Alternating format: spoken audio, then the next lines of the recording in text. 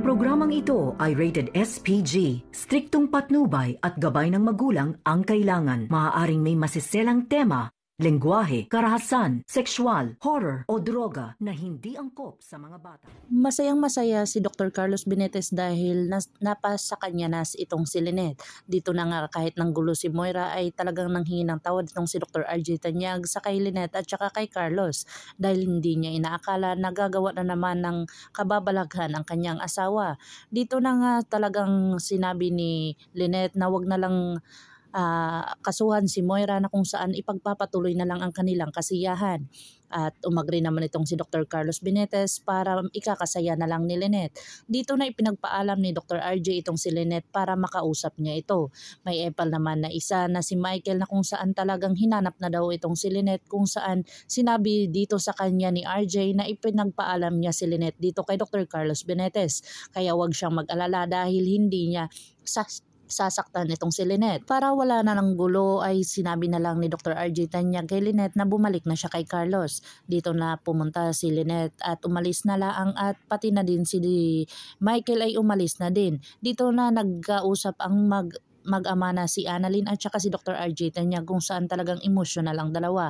Nagtatanungan kung kamusta na ang bawat isa. Dito na ay talagang sinabi ni Dr. RJ na panatag na siya dahil sa mga binitawan na salita ni Lynette para sa kanya na pwede pala siyang bumalik ng pagiging doktor at kung saan kailangan niyang baguhin ang kanyang buhay. Dito na nga ikinatutuwa ni Annalyn na kung saan lumapit itong mag-asawa na si Carlos at saka si Lynette dahil magpaalam na sa kanila na aalis na at pagod na sila. Dito na nga emosyonal ang dalawa na kung saan niyakap ni Dr. Carlos Benitez itong si Annalyn para ito ay saksi ng kanilang pagmamahala na kung saan talagang willing siyang magiging ama nito.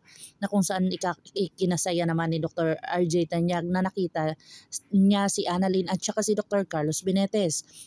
Dito na nga ay talagang nakakaiyak ang istorya ng mag-ina na kung saan maghihiwalay na sila dahil doon na uuwi si Lynette sa kanyang bagong pamilya or kay Dr. Carlos Benitez. Dito na nga talagang napaiyak itong dalawa na kung saan first time nilang mahiwalay sa isa't isa at talagang kailangan na nilang maghiwalay. Dito na talagang umalis na si Lynette at saka si Dr. Carlos Benitez at kung saan naiwan ang dalawa na emosyonal pa rin na nag-iiyakan dahil first time ni Annalyn na iwanan siya ng kanyang ina.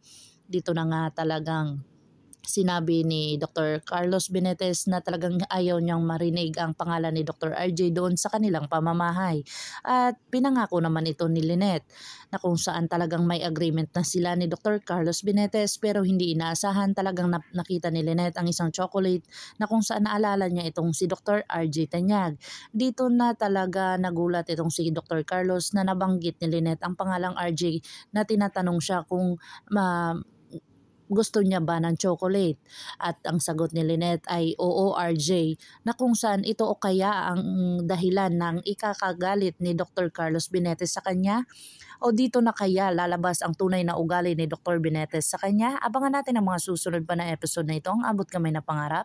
If you like my story, please like, share and subscribe para ma-update po kayo sa mga susunod pa. Yun lamang po at maraming salamat.